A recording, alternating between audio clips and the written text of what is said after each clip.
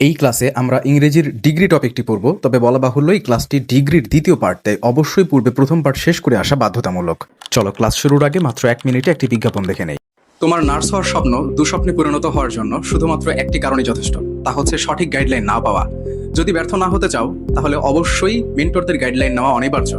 First second third টাইমারদের জন্য আমরা নিয়ে এসেছি এমন একটি কোর্স যা ইতিমধ্যে শিক্ষার্থীদের বিশ্বাস অর্জন করেছে এবং হয়েছে আস্থার প্রতীক। এই কোর্সের সব থেকে বিশেষ সুবিধাগুলো হলো আমাদের কোর্সে ভর্তি হলে একটি টাকারও এক্সট্রা বই বাজার থেকে কিনতে হবে না। সব সাবজেক্টের কম্প্যাক্ট বইগুলো আমাদের কোচিং থেকেই দেওয়া হবে। মনে রাখবে, তুমি সেই কোর্সে এনরোল করছো যেখানে অলরেডি অসংখ্য শিক্ষার্থী সফল হয়েছে। তাদের রিভিউগুলো দেখলেই বুঝতে পারবে। চান্সপ্রাপ্ত শিক্ষার্থীদের কথা শুনে ভর্তি হও। ভাইয়ারে একটা বই এবং ভাইয়ার ক্লাসগুলোই যথেষ্ট। Kapasia, Gazipur. MN master nursing coaching সেরা, নার্সিং ইনস্টিটিউট, কিশোরগঞ্জ। হাতের সময় ছিল মাত্র 1.5 মাস।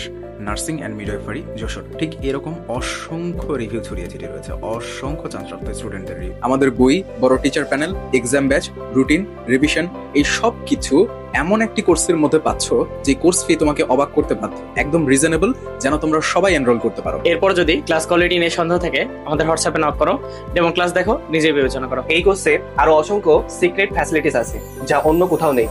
বিস্তারিত জানতে আমাদের হোয়াটসঅ্যাপে নক করো। আমাদের কোর্স সম্পর্কে সেখানে বিস্তারিত জানানো হবে। আবারও বলি, মনে রেখো, এই কোর্সে ভর্তি হলে পরবর্তীতে প্রিপারেশনের জন্য এক্সট্রা একটি টাকাও খরচ করতে হবে না। 01797710326 এই নাম্বারে হোয়াটসঅ্যাপ অথবা কল করে জেনে নাও বিস্তারিত। আচ্ছা, এরপর আসো। এরপরে কি বলছে দেখো, সুপারলেটিভ ডিগ্রি পূর্বে কিন্তু অফ বা ইন ইউজ হয়। সুপারলেটিভ ডিগ্রি যখন হবে তখন অফ বা ইন ইউজ হবে। যেমন হইতেছে, আমি তোমাদেরকে কি বলছিলাম, সুপারলেটিভ ডিগ্রি হইতেছে সবার মধ্যে। যেমন ঢাকা বা ধরো যে বাংলাদেশ ইজ দ্য মোস্ট, এই যে মোস্ট ইউজ করতেছে, মোস্ট দিয়ে তো বুঝতেছো সুপারলেটিভ, তাই না? ওই যে ছকে দেখছিলাম মোস্ট। এখন যাই হোক না কেন আমরা করব অফ দ্য ওয়ার্ল্ড, পৃথিবীর মধ্যে of the world. Rahim is taller, Rahim is the tallest boy in the class. কি বলছিলাম? In the class. অর্থাৎ সুপারলেটিভে সব সময় অফ বাই ইন ইউজ হবে। কি হবে? অফ বাই ইন ইউজ হবে। যেমন হচ্ছে সেন্টেন্সে দেখো, Nile is the longest river in Africa. তাহলে যেটা বলতেছিলাম যে আমরা সুপারলেটিভে অফ বাই ইন ইউজ করব। তবে এখানে একটা ছোট্ট কথা বলে রাখা খুবই ভালো, যে আমরা সব জায়গায় যে অফ ইন ইউজ করবোই তার কোনো মানে নাই। হ্যাঁ, 90% ক্ষেত্রেই করব, বাট কখনো কখনো আমরা অফ বাই ইন ইউজ করবো না। ওইটা আপাতত বাদ রাখো। বাট অফ ইন ইউজ করলে যে সুপারলেটিভ হয় এটা জাস্ট মাথায় রাখবা, ঠিক আছে? আচ্ছা, তাহলে তোমরা একটু ভালো করে এই জিনিসটা একটু খেয়াল করো। ওকে, এই পেজের পর আমাদের তেমন আর কোনো নাই, একটু ভালো করে খেয়াল করো। এই যে যেমন দেখো যে নেচার ইজ দা, এখানে কি হচ্ছে? ইন, অফ, এগুলো আসে নাই। আচ্ছা, তারপরে দেখো আমরা একটু নিচের দিকে খেয়াল করি। এই যে দেখো তো, সমগ্র জাতি বোঝাতে, যখন জাতি বোঝাবে তখন সিঙ্গুলার নাউনের সুপারলেটিভের পূর্বে আমাদেরকে দা বসাইতে হবে। তো এগুলো অতটা ইম্পর্টেন্ট না, এটা বাদ দাও, এটা আমাদের অতটা ইম্পর্টেন্ট না। ওয়ান অফ দা এরপরে superlative degree plus plural noun. আচ্ছা, এই যে ওয়ান অফ দা এর পরে এটা আমরা রাইট ফর্ম ভার্বে শিখবো, বুঝছো? এটা এখন শেখার দরকার নাই। ওয়ান অফ দা, আচ্ছা, এটা আমরা ওইখানে শিখবো। রাইট ফর্ম ভার্বের ক্লাস অলরেডি আমরা ইউটিউবে দিয়ে রাখছি, এখান থেকে দেখে নেব। ওয়ান অফ দা রুলস কি? One of my friends is a lawyer, বা ওয়ান অফ দা সংক্রান্ত যত কিছু আছে সবকিছু আমরা ওই রাইট ফর্ম ভার্বে সংযুক্ত করে দিছি। তো আপাতত জাস্ট এখান থেকে এটা মনে রাখো, Dhaka is becoming one of the dash cities in Asia, পুরা এশিয়ার মধ্যে। এটা সুপারলেটিভ, তাই না? তো ওয়ান অফ দা সংক্রান্ত এগুলো সুপারলেটিভ হইতেছে। আরো বিস্তারিত আমরা রাইট ফর্ম ভার্বে জিনিসগুলা জানতে পারবো। আচ্ছা, তো এরপরে কি বলছে যে দেখো, Cuba is dash sugar growing areas in the world, পুরা পৃথিবীর মধ্যে। এই যে ওয়ান অফ দ্য লার্জেস্ট, এটা ওয়ান অফ দ্য ইউজ হচ্ছে, দেখছো? ওয়ান অফ দ্য লার্জার কিন্তু হবে না, কারণ লার্জার হইলে তো সেটা কম্পারেটিভ হয়ে যায়। বাট আমাদের তো লাগবে সুপারলেটিভ, তাই তো? ওয়ান অফ থাকলে সেটা সুপারলেটিভ হয়, তাই তো?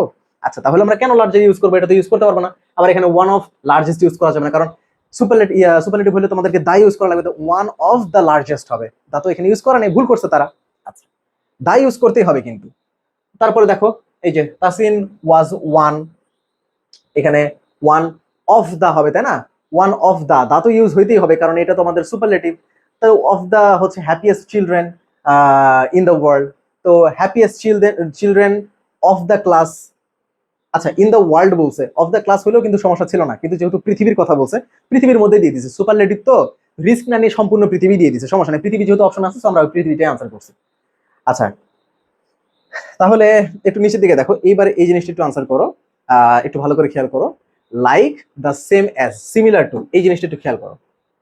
শোনো, এখানে ঘটনা হচ্ছে কি, এখানে ঘটনা হইতেছে যে লাইক, এই যে দেখতে পাচ্ছ like the same as or similar to, like the same as or similar to, এগুলো বাক্যের শুরুতে বসলে একরকম হয়, বাক্যের শেষে বসলে আবার আরেক রকম হয়। শুরুতে বসলে এই যে তিনটা দেখতে পারতেছো, এগুলো বাক্যের মাঝে বসে, মানে শুরুতে না, মানে মাঝের কথা বলতেছি, মাঝে বসে, আর এগুলোর পরে নাউন বসে। কিন্তু কিন্তু এগুলা বাক্যের শেষে বসলে কেমন হয়ে যায় দেখো, লাইক থেকে হয়ে যায় alike, the same as, the same as থেকে হয়ে যায় দ্য সেম, আবার ধরো যে সিমিলার টু থেকে হয়ে যায় সিমিলার। তাহলে শেষে বসলে রূপগুলো কেমন হয় দেখছো? আর যদি মাঝে বসে তাহলে কি হবে? মাঝে বসলে এইগুলোর পরে আসে নাউন, এগুলোর পরে আসে নাউন। যেমন ধরো যে এই যে সেন্টেন্সে দেখো তো, এই যে বাংলাদেশ ইজ লাইক, মাঝখানে চলে আসছে তাই না, শেষে তো আর নাই, মাঝখানে চলে আসছে, এই জন্য যাই হোক বসছে লাইক। মাঝখানে বসলে লাইক বসে, তোমরা তো জানোই। আর যদি শেষে বসে তাহলে অ্যালাইক বসে, এই যে শেষে চলে আসছে তাই আর লাইক বসানো যাবে না, এখন অ্যালাইক বসাইতে হবে, ঠিক আছে? তো ঠিক একইভাবে মাঝখানে যখন থাকে তখন দা সেম অ্যাজ হয়, শেষে হইলে না হয় খালি দা সেম হইতো, মাঝখানে যেহেতু বসছে দা সেম অ্যাজ, অর্থাৎ এই শব্দগুলো শব্দের মাঝখানে যখন বসে তখন একরকম থাকে, শব্দের শেষে বসলে রূপটা আরেক রকম হয়ে যায়। রূপগুলো জাস্ট দেখে রাখতে হবে তোমাদেরকে, দ্যাটস ইট। এরপর একটু খেয়াল করো, এই যে এখানে হাফ, টুয়াইস, ট্রাইস, তারপর হচ্ছে ওয়ান থার্ড, এখানে কিন্তু কমা হবে না, ওয়ান থার্ড মানে এক তৃতীয়াংশ, তারপর টু টাইমস ইত্যাদি মাল্টিপল নাম্বারের সাথে কাউন্টেবল নাউন এর শেষে অ্যাজ ম্যানি অ্যাজ এবং অ্যাজ মাজ অ্যাজ বসে। এটা এমন এখানে তেমন পড়ার কিছু নাই, আসলে এটা তোমাদের প্রয়োজনও নাই, এটা আসলে এখন আমাদের দেখানোর দরকার নাই, ডিটারমাইনারের সময় জিনিসগুলো তোমাদেরকে একটু সুন্দর করে বুঝাই দিব। তো যাই হোক, এটা আমাদের এখন লাগতেছে না, একটু নিচেরটা দেখি আমরা। এখানে কি আনসার করা হয়েছে? No other city. আচ্ছা, এখানে এটা আমাদের পড়ার প্রয়োজন, আমরা প্র্যাকটিস করলে এগুলো হয়ে যাবে, এগুলো আমাদের এখন দরকার হচ্ছে না, আমরা এইখান থেকে যাব, এটাও লাগবে না। এই যে প্রেফার, প্রেফার জিনিসটা কি, এই জিনিসটা একটু বুঝাবো, এইটাও একটু বুঝাই দিই, কারণ বলা যায় না যে আসতেও পারে, আসলে রিস্ক নিতে চাচ্ছি না। একই ব্যক্তি বা বস্তুর বিভিন্ন গুণের তুলনা করতে প্রথম গুণ তথা অ্যাডজেক্টিভের পূর্বে আমরা মোর বসাইতে পারবো, বুঝছো? একই জনকেই আমরা বলতেছি, একই জনের ব্যাপারেই বলতেছি। যেমন হইতেছে এখানে একটা এমসিকিউ দেওয়া আছে, এটা সাধারণত আসবে না, he is much well than bad, হ্যাঁ সে খারাপের থেকে ভালো, বেশি ওয়েল দ্যান ব্যাড। যাই হোক, ওইটা অতটা ইম্পর্টেন্ট ছিল না। তো প্রেফার, প্রেফার শব্দটা কি? আমি তোমাকে প্রেফার করবো যে তুমি দুধ না নিয়ে পানি খাও। প্রেফার করা মানে এটার থেকে ওটা ভালো, প্রেফার করা মানে কি একটার থেকে অন্যটা ভালো, এটাই হইতেছে প্রেফার করা। তো এইটাই প্রেফার করা, এইটাই তোমাদেরকে প্রেফার করা আসলে কি জিনিস সেটা বোঝানোর জন্য দেওয়া হয়েছে। প্রেফারের পর দুইটা ভার্ব আসলে তাদের সাথে আইএনজি সংযুক্ত এবং মাঝখানে টু বসে। যেমন হইতেছে এই যে দেখো, সব সময় প্রেফার থাকলেই এই স্ট্রাকচার তোমরা ইউজ করবা। প্রেফার রিডিং টু রাইটিং, আমি প্রেফার করি রিডিং টু রাইটিং, একটার থেকে আরেকটা, একটার দুইটা কিন্তু ভার্ব, দুইটা কিন্তু ভার্ব, একটার থেকে আরেকটাকে আমি বেশি প্রেফার করি। তো আমরা দেখো এখানে দুইটা দেখে তোমরা অনেক সময় ভরকায় যাও যে আমি আসলে প্রেফার করতেছি কোনটা, এখানে তো রিডিংও দিছে রাইটিংও দিছে, আমি আসলে প্রেফার করতেছি কোনটা? শোনো, প্রেফারের পরেই যেটা থাকে না সেটাই আসলে তুমি প্রেফার করতেছো, সেটাকে তুমি বেশি ভালো বলতেছো। তুমি আসলে প্রেফার করো রিডিং, বুঝতে পারছো? রাইটিং এর থেকে, এর অর্থটা হচ্ছে আমি রাইটিং এর থেকে রিডিংটা বেশি প্রেফার করি, বুঝতে পারছো? এটার অর্থ হচ্ছে এরকম। তাহলে দুইটার সাথে কিন্তু আইএনজি সংযুক্ত হচ্ছে। এখানে খেয়াল করার বিষয় কয়টা, প্রেফারের পরে যেটা হচ্ছে আমরা টু ইউজ করতেছি, মানে prefer to, sorry reading to writing, এবং সেগুলোর সাথে আবার আইএনজি সংযুক্ত করতেছি, রাইট? আইএনজি সংযুক্ত করতেছি, মাঝখানে টু ইউজ করতেছি, আর অর্থটা কেমন দাঁড়াচ্ছে? প্রেফারের পরে যেটা থাকতেছে আমি ওইটাকেই প্রেফার করতেছি, আমি ওইটাকেই ভালো বলতেছি, বুঝতে পারছো? আচ্ছা, এরপরে দেখো দুইটা কম্পারেটিভ সেন্টেন্স কখনো, এটা খুব খুব ইম্পর্টেন্ট ভাই, এটা খুব ইম্পর্টেন্ট, সারা জীবন মনে রাখবা। দুইটা কম্পারেটিভ কখনোই একসাথে বসতে পারবে না, দুইটা কম্পারেটিভ কখনো একসাথে বসতে পারে না, এটা ব্যাকরণের ক্ষেত্রেও প্রযোজ্য, বুঝছো? দুইটা প্লুরাল কখনো একসাথে বসতে পারে না, দুইটা কম্পারেটিভ কখনো একসাথে বসতে পারে না। বাংলাতে তোমাদেরকে পড়াইছি না যে সকল মানুষেরা মরণশীল, সকল মানুষেরা, সকল মানুষেরা মরণশীল, এই কথাটা ভুল। কেন ভুল? কারণ সকল দিয়ে বোঝা যাচ্ছে যে হ্যাঁ একের বেশি, প্লুরাল যে এটা বোঝা যাচ্ছে, আবার মানুষেরা দিয়েও বোঝা যাচ্ছে যে এটা হচ্ছে প্লুরাল। দুই প্লুরাল একসাথে বসানোর দরকার ছিল না, একটা বসাইতে হইতো।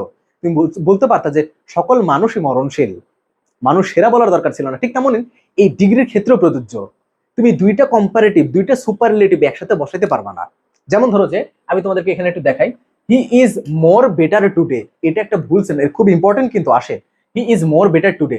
মোর দিয়ে তোমরা বুঝতে পারতেছি যে এটা কম্পারেটিভ, রাইট? আমরা ওই ছকে দেখছিলাম না যে মোর হইতেছে কম্পারেটিভ, তাহলে এখানে বেটার দেওয়ার কি দরকার ছিল, বেটার দিয়ে প্রকাশ করার কি দরকার ছিল যে এটা কম্পারেটিভ? কোনো দরকার ছিল? আচ্ছা, তারপরে দেখো এটা সঠিক কি হবে, কি he is better today, more better দেওয়া দরকার ছিল না। I feel more better today ভুল হবে কি বেটার টুডে, বুঝতে পারছো? আচ্ছা, আরেকটা জিনিস ল্যাটিন কম্পারেটিভ, আচ্ছা এগুলা কি জিনিস? Senior, junior, inferior, superior, prior, এগুলো লাগবে না। পোস্টেরিয়র, আলটেরিয়র। সতর্কীকরণ বিজ্ঞপ্তি, নার্সিংয়ের সকল সাজেশন, আপডেট, গাইডলাইন পেতে কমেন্ট বক্সে থাকা লিঙ্কে ক্লিক করে হোয়াটসঅ্যাপ গ্রুপে অ্যাড হয়ে নিন এবং ফেসবুক গ্রুপে ফলো করে দিন। ধন্যবাদ। এগুলো লাগবে না। এই ল্যাটিন জিনিসগুলা এগুলো পরে আমাদেরকে টু বসাইতে হবে, বুঝছো? যেমন হচ্ছে সবকিছু বাদ দিয়ে আমরা এই যে বইয়ে সুন্দর করে এই ট্রিকটা লিখে রাখছি, সবকিছু বাদ দিয়ে মনে রাখবা শেষে আই ও আর থাকে। এই যে I O R, I O R, I O R, I O R, বুঝতে পারছো? এগুলো থাকলে কি হয়, আসলে ব্যাপারটা কি, তুমি আমার থেকে বড়। তোমরা জানো যে ড্যান শব্দের অর্থ হইতেছে থেকে, তাই না? তো তুমি আমার থেকে বড়, এটা ট্রান্সলেশন করলে হয়তো বা ভাইয়া আপনি এভাবে বলবেন যে ধরো যে লম্বার কথা বলতেছি, আই অ্যাম টলার, সরি লম্বা না, হচ্ছে আমরা এখান থেকে তো অবশ্যই নিতে হবে, আই অ্যাম জুনিয়র, আমি জুনিয়র তোমার থেকে, দেন ইউ, এটা হয়তো বলবো, তাই না? বাট এটা ভুল। যখন এই ধরনের এই ল্যাটিন এগুলো থাকবে, যে জুনিয়র বলছি না, এরপরে টু বসাইতে হবে। I am junior to, junior then হয় না, বুঝতে পারছো? I am junior to, I am inferior to, বুঝতে পারছো? জুনিয়র দেন হবে না। এইটাই এখানে বুঝাতে চাইছে। শেষে আই ওয়ার যেগুলো থাকে এইগুলোর পরে আমরা কি করবো ভাইয়া, এই যে যেমন হচ্ছে সি নাম্বার, দেখো আই অ্যাম সিনিয়র টু রহিম, আমি রহিমের থেকে সিনিয়র। তো এই যে কি এবার, এই যে দেখো দেন দিছে, দেখছো? দেন কিন্তু অনেকে ভুল উত্তর করে ফেলে। এইটাই এখানে যতগুলো উদাহরণ দেওয়া আছে, আর কিছু বলার প্রয়োজন নাই, এইগুলাই বলছে, যেগুলোর পর আমাদেরকে কিন্তু ভুলেও দেন ইউজ করা যাবে না। এরপরে দেখো, আসলে একটু আগে তোমাদেরকে বললাম না যে একটা জিনিস, এই জিনিসটা একটু ভালো করে বুঝাই দিই তোমাদেরকে। এখানে কতগুলো ইয়া আছে, আচ্ছা একটু ভালো করে খেয়াল করো। এখানে আমরা যেটা বলতেছিলাম যে কখনো মনে রাখবা যে দুইটা কম্পারেটিভ কিন্তু একসাথে বসতেছে না, দুইটা কম্পারেটিভ একসাথে বসে না। ঠিক এমনই কিছু কিছু ওয়ার্ড আছে, ওই ওয়ার্ডগুলো দেখলেই বোঝা যায় যে এটা হইতেছে সুপারলেটিভ। ওইখানে এক্সট্রা করে সুপারলেটিভের জন্য এক্সট্রা করে কিছু বসানোর প্রয়োজন হয় না, ওই ওয়ার্ডই যথেষ্ট এটা সুপারলেটিভ করার জন্য। এই ওয়ার্ডের বাইরে আর কিছু করার প্রয়োজন হয় না ওইটাকে সুপারলেটিভ করার জন্য। যেমন হচ্ছে, যেমন ধরো যে একটু আগে আমরা কম্পারেটিভ করলাম না, হি ইজ মোর বেটার টুডে, ওইখানে বেটার থাকলে তো আমরা বুঝে যাইতেছিলাম যে এটা কম্পারেটিভ, তার সামনে তো মোর লাগানোর প্রয়োজন ছিল না। ঠিক তেমনই এই জিনিসগুলো, এই শব্দগুলোই হইতেছে সুপারলেটিভ। যেমন হইতেছে, আমি তোমাদেরকে একটু মুখস্থ করাবো না, সুন্দর মতো জাস্ট তোমাদেরকে বুঝাই দেবো, তাইলে দেখবে যে অটোমেটিক মুখস্থ হয়ে যাবে। পড়াশোনা অনেক সোজা, জাস্ট একটু এনজয় করে এগুলোকে আর কি পড়তে হবে, তাহলেই হবে। শোনো, সুপারলেটিভ কি বলছিলাম? সুপারলেটিভ হইতেছে সুপার, সব থেকে বেস্ট, এর উপর আর কিছু হইতেই পারে না, ত্রুটিহীন একদম, এটাই তো সুপারলেটিভ, তাই না? তাহলেই শব্দগুলো মনে রাখতে পারবা। যেমন ধরো যে অলমাইটি, আল্লাহ, তার উপরে আর কিছু আছে, সে সব থেকে বড়, সো সুপারলেটিভ। চিফ, বিশেষ অতিথি, বিশেষ অতিথির উপরে আর কেউ থাকে অনুষ্ঠানে? না, উনি সুপারলেটিভ। অ্যাবসলিউট, সম্পূর্ণ, এর উপরে আর কিছু থাকে? সম্পূর্ণ ভাত খেয়ে ফেলো, তার উপরে আর কিছু ভাত খাইতে পারবে? সম্পূর্ণ তো খেয়ে ফেলছে, তার উপরে আর হইতে পারে না, হাইস্ট লেভেল, সো অ্যাবসলিউট এটা হইতেছে সুপারলেটিভ। তারপর কমপ্লিট মানে সম্পূর্ণ, ডেইলি মানে প্রতিদিন, প্রতিদিন এর থেকে বেশি নিয়মিত হইতে পারে না, প্রতিদিন আসবা, তার থেকে বেশি আবার কেমনে আসবে? তারপরে দেখো এন্টায়ার, সম্পূর্ণ, এক্সিলেন্ট, এর থেকে ভালো হইতেই পারে না। তারপর হচ্ছে এক্সট্রিম লেভেলের, এক্সট্রিম লেভেলের কঠিন, মানে এর থেকে কঠিন আর হইতেই পারে না। ফুল মানে সম্পূর্ণ, আইডিয়াল মানে আদর্শ, এটার থেকে ভালো আর হইতেই পারে না। যেমন হচ্ছে পারফেক্ট, পারফেক্ট, রাউন্ড, রাউন্ড মানে হইতেছে মানে রাউন্ড, এর থেকে পারফেক্ট আর হইতেই পারে না, বুঝছো? এটা যদি ঠেকরা ব্যাকরা হইতো তাহলে সেটা পারফেক্ট হইতো না, বাট রাউন্ড এটা পারফেক্ট। তারপরে দেখো, তারপরে হচ্ছে স্কোয়ার, এটা একটা পারফেক্ট জিনিস। তারপরে হচ্ছে এটা পড়ার দরকার নাই, গোল্ডেন, এটাও পড়ার দরকার এরকম নাই, এমটি এটা, আচ্ছা যাই হোক, তারপর সবগুলোই পড়ে নিই যদি রিস্ক আর কি হয়ে যায়। গোল্ডেন, গোল্ডেন জিনিস এটার উপরে আর হইতেই পারে না। তোমরা বলবা যে ডায়মন্ড এটা থেকে বেশি হইতে পারে না, পুঁথিগত বিদ্যা এখন আমাদেরকে পড়তে হবে, কিছু করার নাই তো। তারপরে ইটারনাল, ইনফিনিটি মানে ইনফিনিটি, যে ইনফিনিটি মানে জানো অসীম, অসীমের থেকে বেশি আর কি হইতে পারে, তাই না? তারপরে দেখো সুপ্রিম, ইউনিভার্সাল, ইউনিক, তারপর হচ্ছে গিয়ে ডেড, এমটি, হিউজ, বিশাল, তাই না? এমটি মানে খালি, এর থেকে বেশি আর কিছু হইতে পারে না, খালি থেকে বেশি আর কি হবে? তারপর হচ্ছে আর কি কি পড়ে গেলাম, ইউনিক, ইউনিক মানে আলাদা টাইপ। তো এই শব্দগুলো আসলে কি বুঝায়? এই শব্দগুলো আসলে বুঝাই যে এটা হচ্ছে কম্পারেটিভ, সরি সুপারলেটিভ, রাইট? এই শব্দগুলো তোমাদেরকে পড়ে ফেলতে হবে। তো অ্যাডজেক্টিভরা নিজেরাই সুপারলেটিভ অর্থ প্রদান করে, তাদের পূর্বে মোর, মোস্ট, এগুলা এগুলা হ্যাঁ, যেটা বলতেছিলাম যে এরা নিজেরাই সুপারলেটিভ, এদের পূর্বে আবার মোর, মোস্ট, ভেরি এগুলো বসানোর কোনো প্রয়োজন পড়ে না। এখন দেখো আমরা একটু প্রিভিয়াস ইয়ারের প্রশ্ন যেগুলো আছে, নার্সিং এর প্রিভিয়াস ইয়ারের প্রশ্ন কি কি আসছে এগুলো একটু সলভ করার চেষ্টা করি। দেখো কত সোজা, কত সোজা। সুপারলেটিভ ফর্ম অফ ইজি, ইজির সুপারলেটিভ ফর্ম কি তোমাদেরকে বুঝাই নাই আমি? বুঝাইছি তো, ইজিয়ার, ওটা পড়ছো না তোমরা? আচ্ছা, which of the following sentence is correct, এগুলোর মধ্যে সঠিক সেন্টেন্স কোনটা? চলো আমরা একটু দেখি এগুলোর মধ্যে সঠিক সেন্টেন্স কোনটা। প্রথম সেন্টেন্স বলছে কি, একটু ভালো করে খেয়াল করো। কি হবে, নিচে চলে গেল নাকি? আচ্ছা হ্যাঁ, প্রথম সেন্টেন্স কি বলছে দেখো, Padma is longest river in Bangladesh. দেখো এটা যে লংগেস্ট বলছে না, এটা ভুল বলছে। কেন বলছে জানো? লংগেস্ট মানে সুপারলেটিভ বলতেছে। ভাই সুপারলেটিভ হইলে তো দা থাকবেই, তাহলে এখানে দা নাই কেন? হ্যাঁ, এখানে তো দা নাই। যাই হোক, বাদ দাও, তার মানে ওটা বাদ গেল।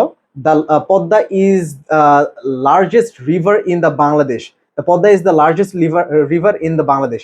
এখন কথা হইলো কি, এখানে কি কোনো বানান ভুল করছে? এইটার এইটার মধ্যে the Padma is the largest. ও, এইখানে একটা ব্যাপার স্যাপার আছে। এখানে দা নাই যেটা বললাম, ওইটার থেকেও বড় যুক্তি হইতেছে কি জানো, যে পদ্মা তো বাংলাদেশের, এটার সাথে সাধারণ জ্ঞান জড়িত। সাধারণ জ্ঞান তোমাদেরকে এইগুলো পড়াই দিব। পদ্মা লার্জেস্ট না, লংগেস্ট, দীর্ঘতম। লংগেস্ট মানে দীর্ঘতম, বুঝছো? তার দীর্ঘতম মানে দৈর্ঘ্যটা বেশি, বড় না, প্রশস্ত না। তো এই জন্যই লার্জেস্ট হবে না, এটা হবে লংগেস্ট, বুঝছো? ওইটা এটা সাধারণ জ্ঞানের মধ্যে ঢুকাই দিছে। তাহলে the Padma is the longest river in Bangladesh. আর তারপরে হচ্ছে শুরুতে তো আবার দাও ছিল না, ওইটাও একটা যুক্তি ছিল। তারপরে দেখো which is the superlative degree of bad, এটা আমরা ছকে পড়ছি যে ওয়ার্স হবে। তারপরে হচ্ছে which one of the superlative form of easy, এটা তো আমরা অলরেডি পড়ছি। তারপরে এদিকে আসো, the bus is the dash expensive way to the get around. তো এখানে দ্য বাস ইজ দা দেখতেছো, দা দেখে বুঝে গেছি এটা সুপারলেটিভ।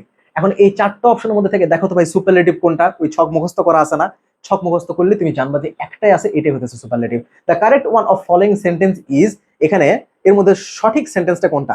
দেখো তো, দা নীল, এখানে লংগেস্ট দিছে তাই না? লংগেস্ট দিলে বোঝা যাচ্ছে যে হ্যাঁ এটা হইতেছে সুপারলেটিভ।